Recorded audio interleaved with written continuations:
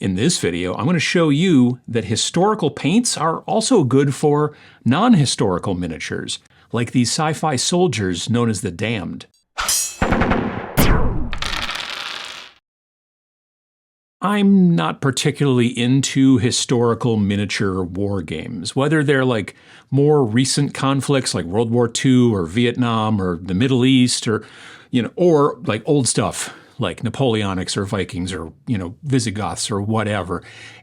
It's never really been my area of interest. I did collect and play some Flames of War back about like 12 years ago or so, but it was mainly because a bunch of my gaming friends also got interested, for a while, and it didn't really end up sticking with us kind of long term. We'd have, a great time building our terrain layouts, with all the little villages and all that kind of cool stuff that, that we would fight over, but then the games themselves were a bit of a letdown, for us. I'm usually into sci-fi and fantasy. That said, I seem to usually paint my sci-fi forces to kind of look like military uniforms. Like in most games, you're still using military soldiers of some type to fight, right? Like even if they're like hundreds or maybe even thousands of years in the future. The idea of like bright blue, power-armored super soldiers has always struck me a little odd, but sometimes you just do it, But you don't absolutely have to if you don't want to. These Halo Flashpoint models from Mantic would usually be done in like metallic, like blues and reds and stuff like that, like in the video game, but I thought they looked way better in olive drab and desert colors. Admittedly, I'm not much about bright, vibrant colors in my miniature painting. In fantasy games, I tend to stick to darker, warmer colors as well, even though fantasy can be pretty bright, right? Like all the heraldry and all that kind of stuff.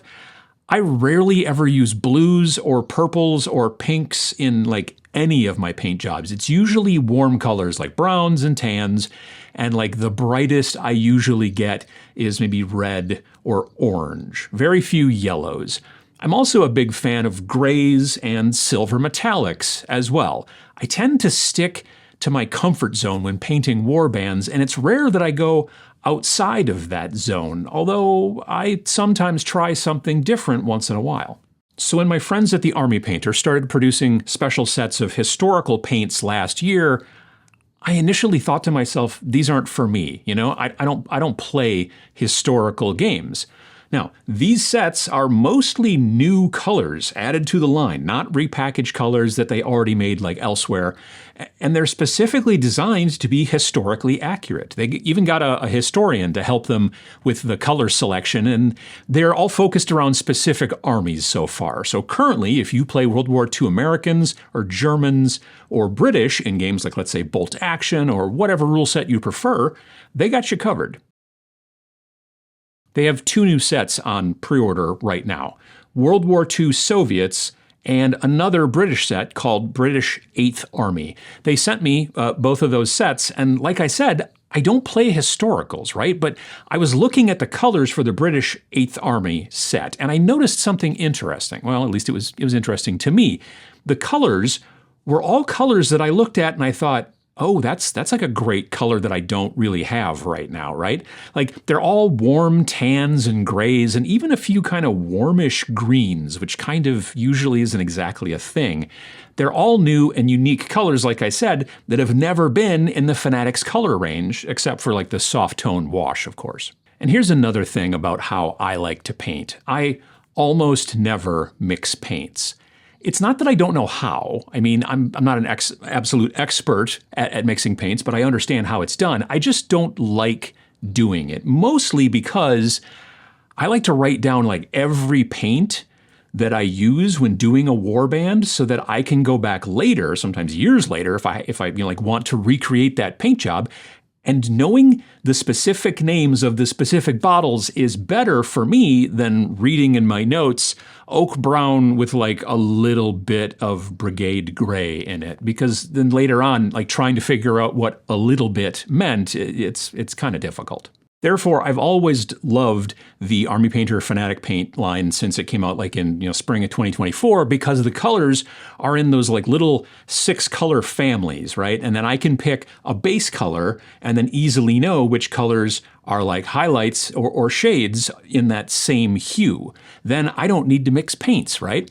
In this new British Army, 8th Army set of only 10 paints, there's a little tiny kind of 3-color family. There's deep khaki drill, mid khaki drill, and light khaki drill. So, awesome for me because now I don't need to mix colors to shade and to highlight the khaki drill color. They're right there in separate bottles. While I was looking at this British set, right, I had a bit of a revelation.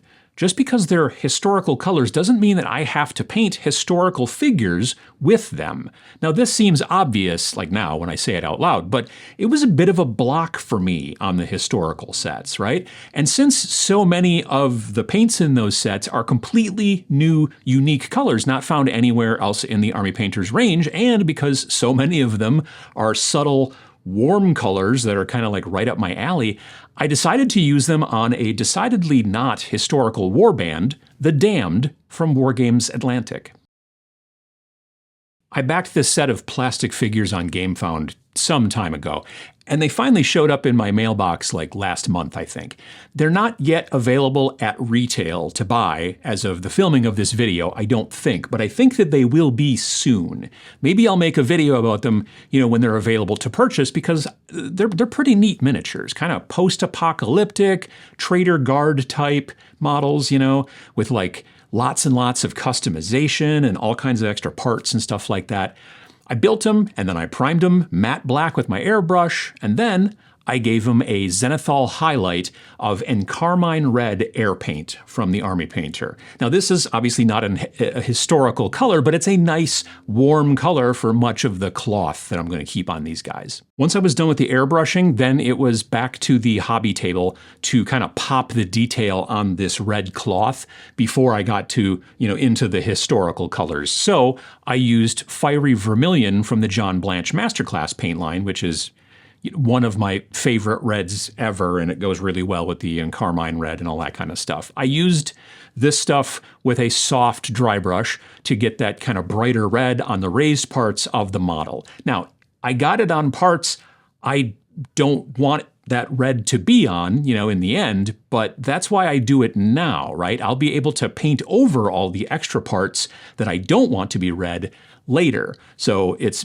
best to dry brush the red now. And then once done, it was then time to finally start cracking open the historical paints. I wanted to make these guys, their pants, a very different color from their like red coats. So I painted them with an initial layer of deep khaki drill, just one simple layer over the upper legs, trying very hard to not get any onto like the bottom of the coats or onto the tops of the boots.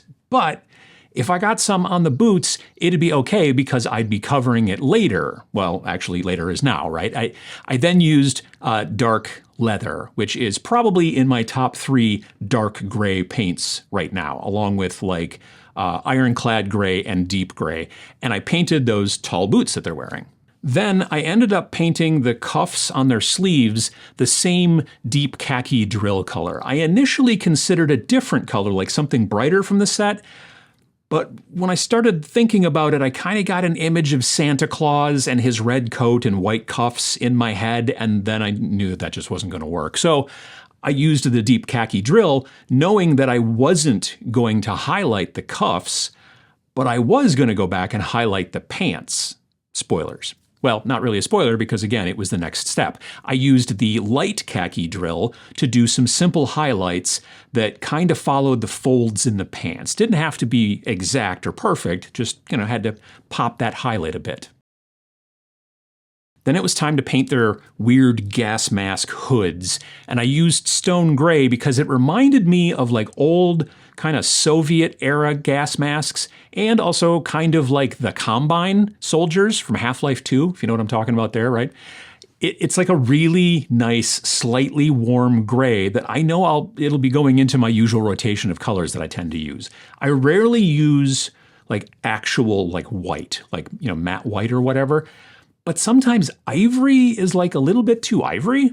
So now that this one is here for me, I'm going to be using it quite a bit, usually as my, almost white. Once I finished with that, they kind of looked like clowns with red noses because I hadn't covered the gas mask, filter thingies yet so far, but that was coming. They're in the ugly phase right now, and you got to trust the process and all that kind of stuff. Onwards. There are some metal parts on these guys, like their chest plates, and it's also on their back as well, and then their guns, mostly. I always put down grim black speed paint on things that I'm going to paint silver later, so I did that here. Some of them have like also metal shoulder pads, and one of them even has like a metal helmet, so I painted all that grim black as well. Just one coat and then done. While that dried, I went back to the historical colors with Greatcoat Green, and I painted all of the pouches or ammo packs or whatever it is that they have on their belts there. One guy even had grenades too, and I just ended up painting them Greatcoat Green as well. No reason to like differentiate too much if I don't have to. Now, there are no metallic paints in the British 8th Army set. Some of the bigger historical sets do have metallics, but this one is kind of a smaller, only 10 color set instead of 20. So I used my old standby gunmetal metallic on the parts that I painted grim black before, right? After that, I wanted to paint the lenses on the gas masks. I wanted them to seem like really grungy and almost dusty, right? So I didn't want them to be metallic or reflective in any way.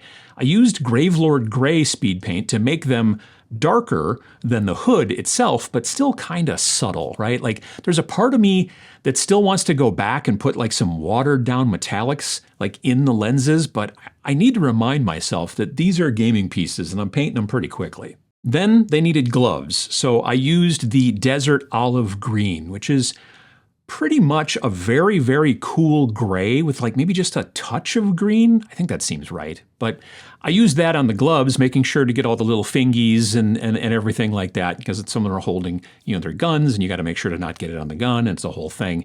And then these guys were done. Well, I mean, not really like done. They were like tabletop quality base coated, right? The next step was my favorite, as it almost always is, and it's a step I use all the time these days. Marine juice. It's like a 1-to-1-to-1 mixture of like a brown wash, a flesh wash, and medium, right? I learned it from Sonic Sledgehammer here on YouTube, and you can too. Pachow. I liberally, applied the marine juice unifying wash on the entire model except for the base. It darkens things a little bit, not too much, just a little bit, but it mostly gets into like the crevices and the cracks and the between parts and stuff like that, and it really pops the detail nicely. Kind of almost black lines sometimes in certain spots too, in between different pieces and colors. It also ties the overall model together, hence the unifying wash part. And once it dried, it made the models look much better, like pretty easily. What also made them look better? I at some point painted their gas mask filter thingies so that they weren't the base red color anymore and they wouldn't look like clowns, but somehow I missed that footage, like I didn't film it somehow, but doing it really did help. Even though these are considered historical paints, they really did a lot of heavy lifting to make these decidedly non-historical figures turn out really well. For a super quick paint job. This was maybe on these 5 guys, I don't know, like 3 hours? No, maybe a little bit more than that. Maybe closer to 4. It was pretty quick. The British set and the new Soviet set are both on pre-order as this video goes live. So if you want to get them like online, you can use my offer code FactoryUncle5 at checkout, and then you'll get 5% off your entire Army Painter like website order, not just the historical sets. It's an affiliate link, so I get a little something to help support the channel as well, but you also save 5%. It's a pretty good deal, and thanks to the Army Painter for sending these paints to me. Many of these new historical paints are now ending up in my standard like lineup of colors. But it took me a while to kind of get over the idea of using them, even though I don't play or paint historical miniatures. But as it turns out, colors are colors and you can use them for anything. What do you think? Have you tried any of the earlier historical sets? Are these colors kind of in your interest area, or do you prefer more kind of vibrant hues? Let us all know down in the comments below. And while you're down there, some depressmentation of the like button or the new fancy hype button on mobile really does help the channel. Also, while you're down there clicking on buttons, there's one that says subscribe, and it will allow you to get hopefully notified every single Friday when these videos come up, and it's free. Thanks for watching.